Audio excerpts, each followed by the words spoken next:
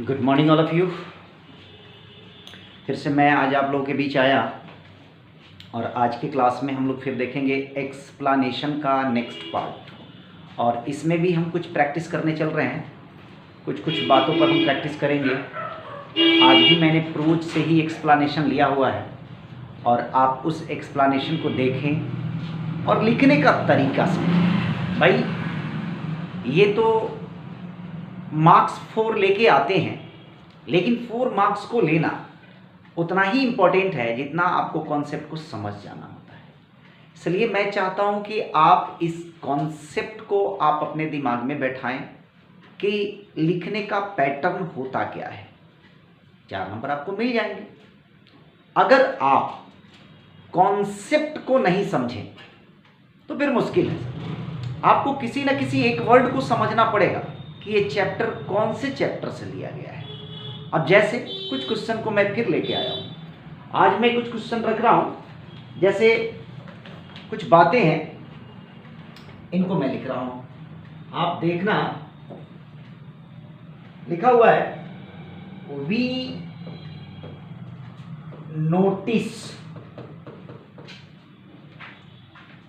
that the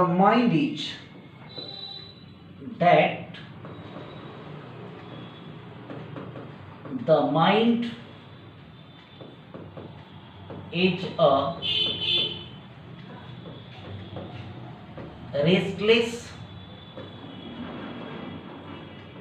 bird. The more it gets, the more it wants. And me and still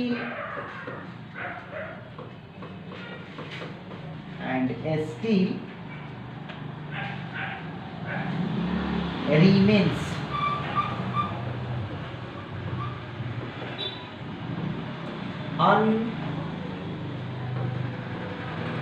unsatisfied. भाई आप देखो, आप इसमें से कौन से ऐसे वर्ड को आप देख रहे हैं, किस वर्ड को आपने देखा? तो आपने एक बात जरूर आपने मार्क किया कि ऐसा चैप्टर तो आपने पढ़ा नहीं। तो नहीं पढ़ा तो कुछ बातों को आपको समझना पड़ेगा कि ये जो रेस्टलेस वाली बात जो कही जा रही है, रेस्टलेस बर्ड, आपके पूरे प्रोज माने पूरे बुक में एक ही चैप्टर है जिसने रेस्टलेस बर्ड का जिक्र किया है। एक ही चैप्टर है और उस चैप्टर को हमने नाम दिया, ये महात्मा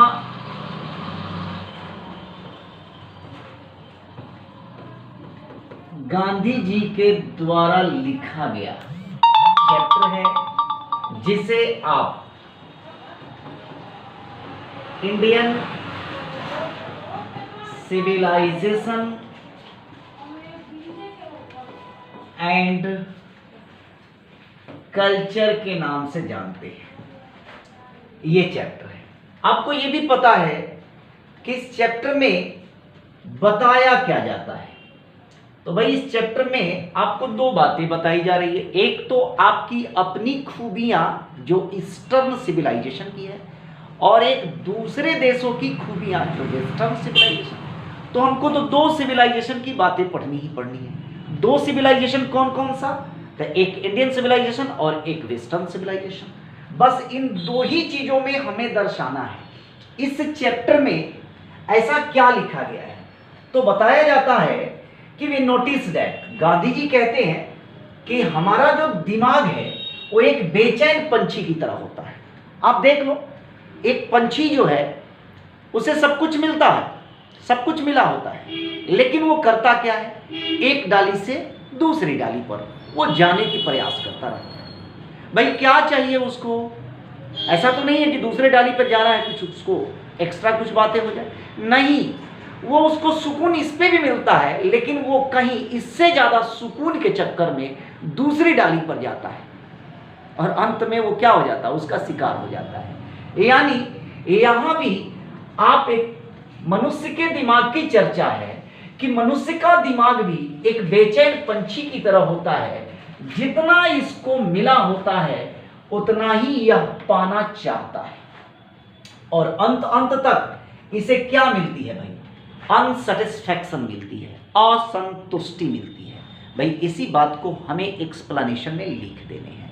हम कैसे लिखेंगे, तो लिखने का तरीका तो आपको मैंने बताया कि आप सबसे पहले उस लाइन की बातों को करना, यानी ये लाइन अगर एक लाइन में है तो दिस लाइन बोलिए, अगर ये डबल लाइन में है तो दिज लाइन्स बोल सकते हैं। तो these lines have been taken from, यानी ये चैप्टर कौन से चैप्टर से लिया गया है, तो आपको ये भी पता है कि इंडियन सिविलाइजेशन एंड कल्चर से लिया गया है। किसके द्वारा लिखा गया है, तो महात्मा गांधी जी के द्वारा लिखा। बस दो बातों को तो जिक्र कर दो, 2 नंबर तो आपको मिल जाएंगे।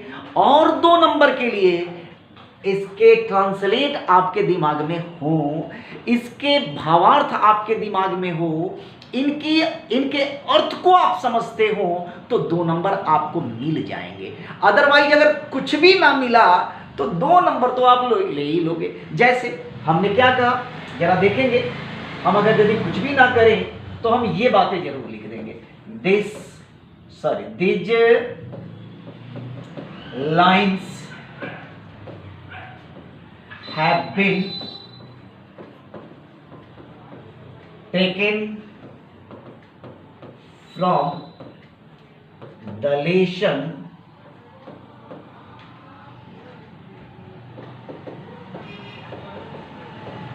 Indian civilization and culture, which has been written by our nation father, भाई कौन, महात्मा गांधी। अब इतनी बातें तो आपने लिख लिया। अब यहां लिखेंगे from this line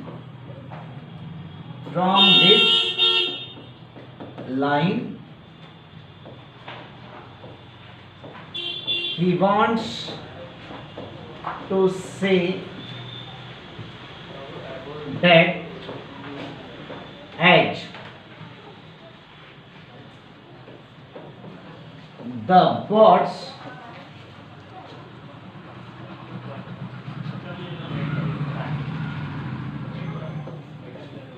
are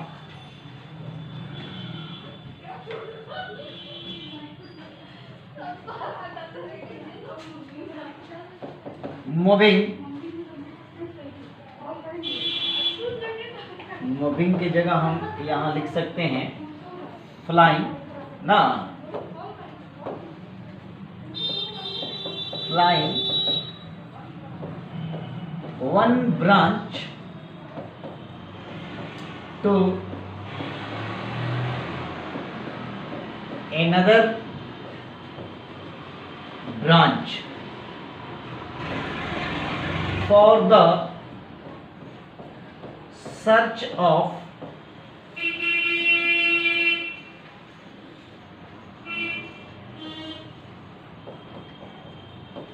happiness or satisfaction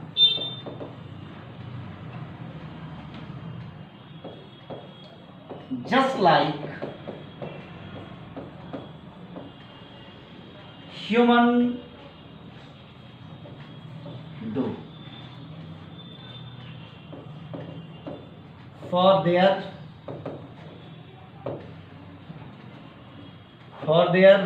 happiness or satisfaction, but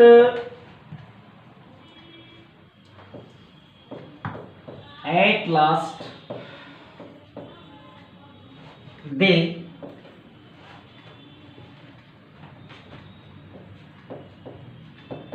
don't get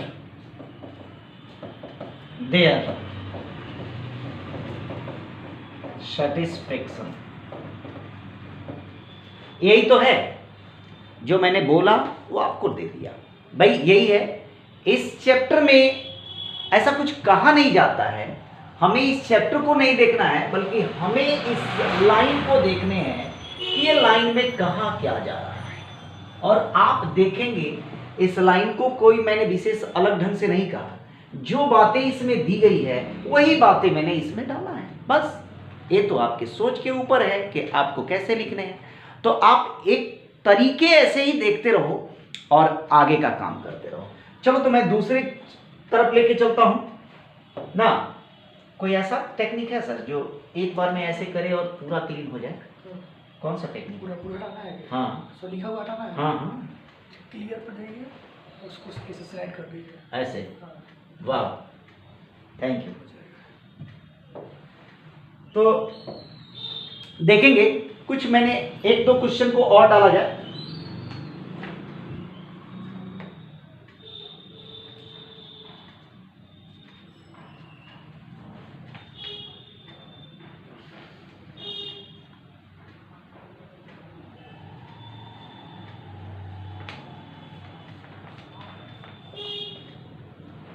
देखिएगा, even more important, even more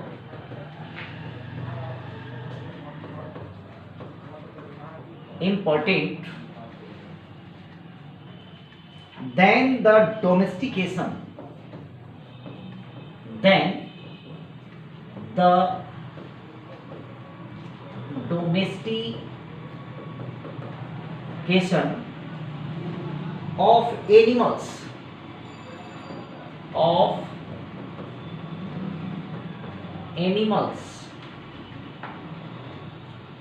was the invention of, was the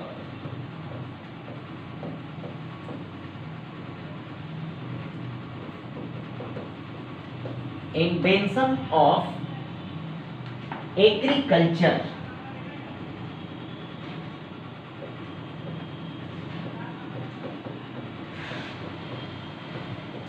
agriculture.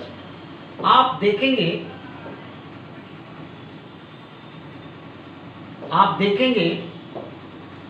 इस चैप्टर में कहा क्या जा रहा है। सबसे पहले आपको डोमेस्टिकेशन वर्ड कहां से लिया गया है।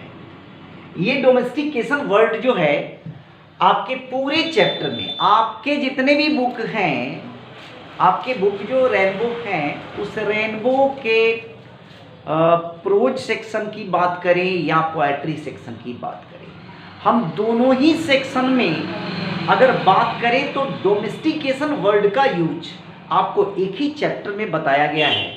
वह है ideas that have helped Mankind, और बर्टन रसल साहब का लिखा हुआ है।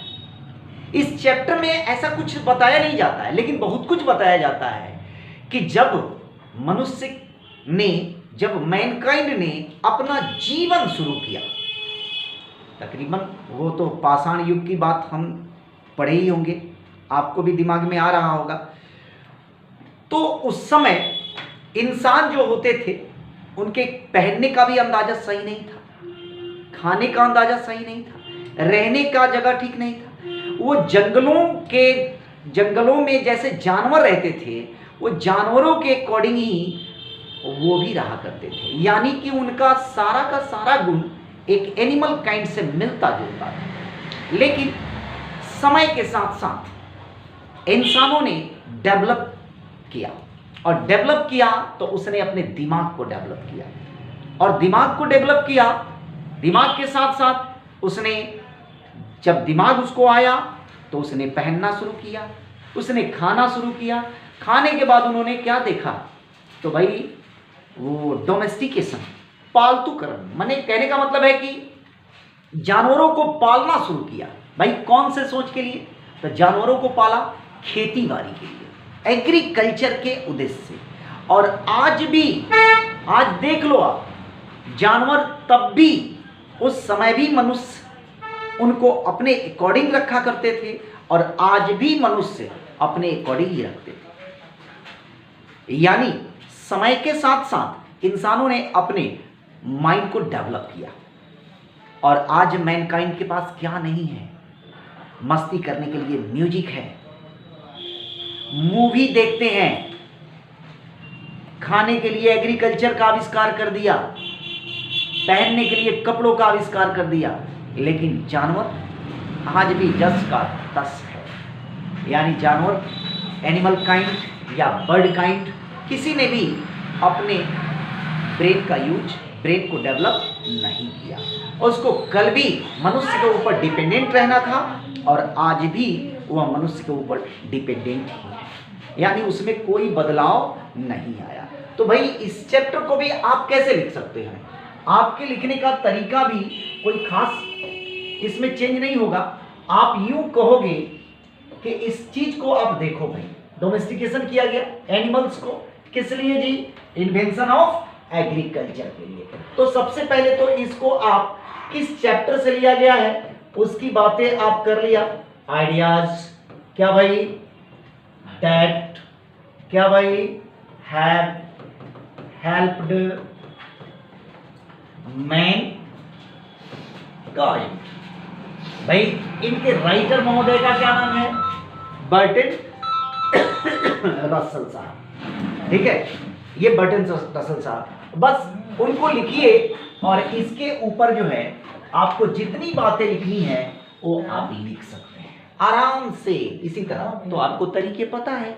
These lines have been taken from the lesson ideas that have helped mankind, now in which the Bertrand Russell want to say that। इसके आगे तो आप लोग लिख ही सकते हैं ना। ऐसे करके आप एक्सप्लेनेशन का ये आप देते रहिए।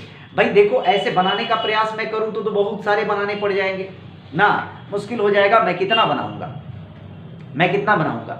अगर आपको चाहिए बनाने के लिए ही बोलेंगे तो आप कमेंट बॉक्स में लिख दीजिएगा, मैं एक एक करके मैं बनाऊंगा। लेकिन मेरा इरादा है कि ये जैसे एक्सप्लेनेशन हटे तो मैं कुछ पोएट्री की बात करूं और पोएट्री के तरफ से भी मैं आपको एक्सप्लेनेशन कुछ दूं, उस पर आप काम करते रहेंगे ना। तो आज के क्लास में मैं आपको इतना दे रहा हूँ एक्सप्लेनेशन, इसको आप करें। कैसा लगा कमेंट में जरूर आप लोग बताएंगे हमको, ठीक है। लाइक जरूर कीजिए भाई, लाइक करोगे तो थोड़ी बहुत एनर्जी मिलती है, दूसरा क्या, मुझे तो पढ़ाना है, कैसे भी पढ़ा ही रहा हूँ ना। थोड़ी बहुत लाइक सब्सक्राइब भी कीजिए और उन बच्चों तक जरूर पहुँचाइए जो लोग 12th में इस साल एग्ज़ाम देने वाले हैं, उन तक जरूर पहुँचाइए वीडियो को, बड़े फ़ायदे होंगे। लोग, वो विद्यार्थी लोग भी आपको कहेंगे कि भाई अच्छी वीडियो है, ठीक है। Thank you.